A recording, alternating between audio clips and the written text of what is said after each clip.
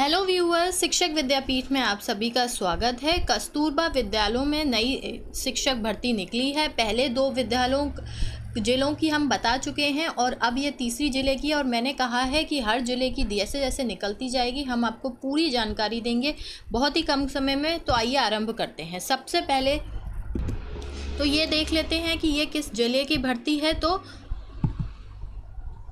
कार्यालय जिला बेसिक शिक्षा अधिकारी बरेली से आई है। विज्ञप्ति है ये 25 तारीख की, और इसमें जो हैं विषय और पद दोनों ही अच्छे हैं औरों की अपेक्षा। सबसे पहले पूर्वकालिक शिक्षिका की बात हो रही है। अच्छा, इसमें हम आपको पूरी डिटेल बताएंगे कि कौन कौन अप्लाई कर सकता है और किसको वरीयता मिलती है, क्या क्या इसकी कंडीशंस हैं, सब कुछ। तो सबसे पहले गणित के शिक्षिका के लिए है 11 पद हैं कुल, और इसमें 22,000 जो है वेतनमान है। PCM तथा NCTI के मान्य BEd LT समक्ष तथा उच्च प्राथमिक स्तर की TET होनी चाहिए। तो आपका जूनियर UP टेट या CTET होना चाहिए। जूनियर टेट आप क्वालिफाई होने चाहिए। वहीं PCM आपका होना चाहिए BSc में, और NCTI के BEd या LT ग्रेड का कोई आपके पास ट्रेनिंग होनी चाहिए। दूसरा है विज्ञान का। यहाँ पर BSc चाहिए इनको जूलॉजी, बॉटनी और केमिस्ट्री से, और वहीं BEd और LT ग्रेड ये मांग रहे हैं। अंग्रेजी, सामाजिक विषय, इन सब में भी यही है। अंग्रेजी विषय से स्नातक, और TET जूनियर TET इनको क्वालिफाइड इन्होंने लिखा है। ठीक है। सामाजिक विषय, ऐतिहासिक भूगोल विषय से स्नातक है, और वही सेम चल रहा है सामाजिक विषय।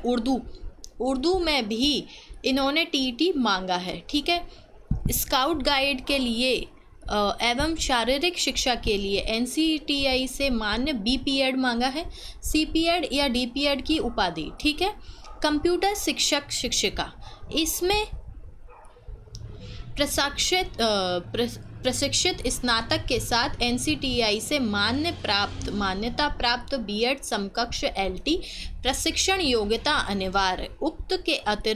इसके अतिरिक्त PGDS CA BCA और BCA कंप्यूटर साइंस में, जैसे BCA होता है, MCA होता है, अगर आपने वो भी कर रखा है तो वो भी मान्य है।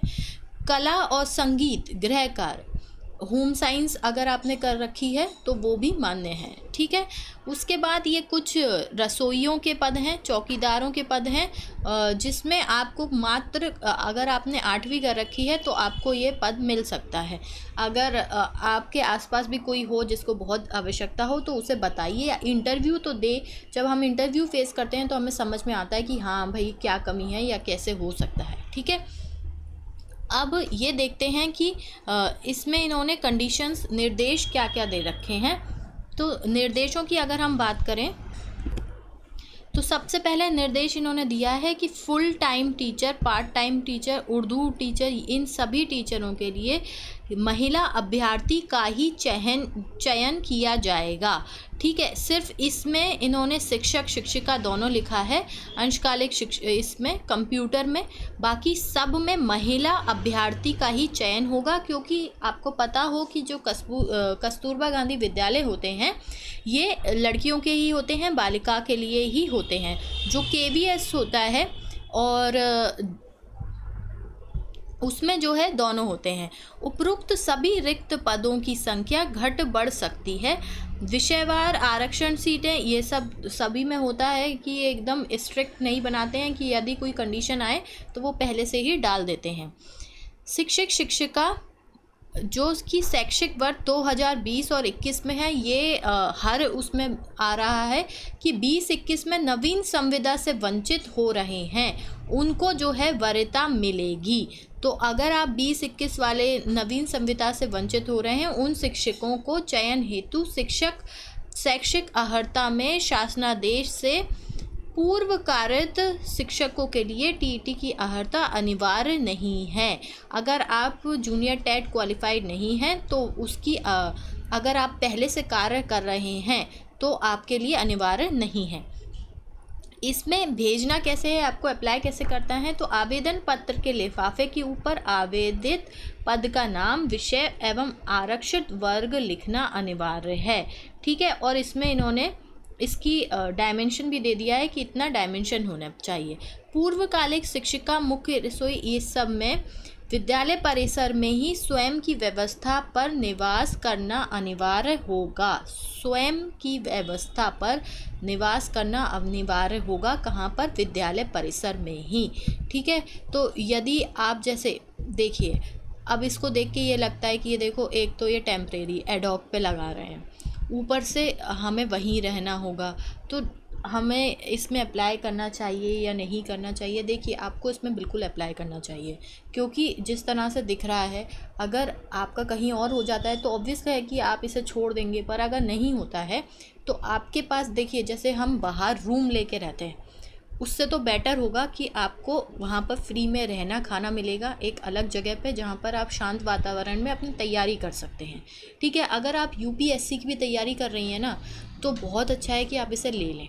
इससे क्या होगा कि आपको एक तो आइसोलेशन मिलेगा जहाँ पर आप तैयारी कर सकती हैं, दूसरा क्या होगा कि आपको एक अच्छी अमाउंट मिल रही है, और आप पढ़ाती रहेंगी तो आपका जो है प्रिपरेशन भी अच्छी होगी। तो ये आपके ऊपर है कि आप पॉजिटिव देखती हैं या नेगेटिव देखती हैं। तो पॉजिटिव देखिए, और हर ज़िले में निकल रही है तो ज़रूर भरिए। ठीक है, आवेदन पत्र निर्धारित प्रारूप पर ही मान्य होंगे। अपूर्ण एवं अस्पष्ट रूप से भरे आवेदन तो अच्छे से भरें, फ़ोटो अवश्य लगाएं। अपठनीय हस्ताक्षर होने पर आवेदन पत्र निरस्त कर दिए जाएंगे। तो आप हर चीज़ अपनी डबल चेक करें, और पेन से लिखने से पहले पेंसिल से भर लें। ये आवेदन पत्र का प्रारूप है, इसे एक फ़ोटो स्टेट करा के पहले भर लें और फिर उसके बाद भरें। विज्ञप्ति में किसी भी प्रकार का बदलाव व निरस्त करने का पूर्ण अधिकार है। ठीक है, किसी सेवा से बर्खास्त, ये देखिए, ये सब में होता है कि अगर आपको कहीं से निकाल दिया गया है या कोई दोष सिद्ध होता है तो आपका चयन से हटा दिया जाएगा। आवेदनकर्ता को आवेदन पत्र के साथ राजपत्रीय अधिकार द्वारा निर्गत चरित्र प्रमाण पत्र संलग्न करने होगा, जिससे स्पष्ट उल्लेख होगा कि, देखिए, ये सुनने में लग रहा है कि पता नहीं क्या क्या है।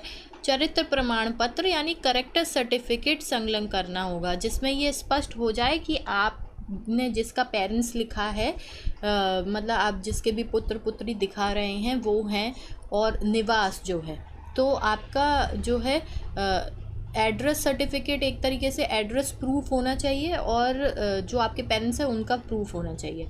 चरित्र प्रमाण पत्र भी संलग्न करना होगा, और ये है आवेदन पत्र का प्रारूप।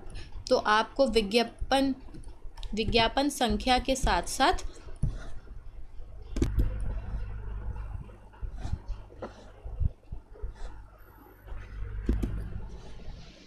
तो विज्ञापन संख्या देनी है, आवेदक का नाम देना है।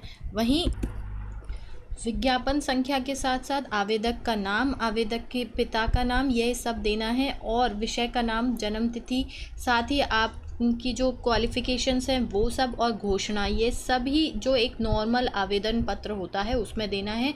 एक बात का याद रखिएगा, अच्छे से ध्यान रखिएगा कि या तो रजिस्ट्री करनी है या स्पीड पोस्ट करना है, उसके अतिरिक्त और कोई भी रास्ता ना अपनाएं, कोरियर या कुछ भी ऐसा ना करें।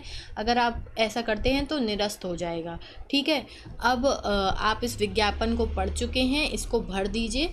एक अच्छा मौका है, सिर्फ इंटरव्यू से सिलेक्शन होता है, आपको इंटरव्यू फेस करने का भी एक एक्सपीरियंस होगा। अभी तक आपने अगर हमारे चैनल को सब्सक्राइब नहीं किया हो तो चैनल को सब्सक्राइब करें, वीडियो को लाइक करें, अपने फ्रेंड्स के साथ शेयर करें। आपका दिन शुभ हो, सुरक्षित रहें। धन्यवाद।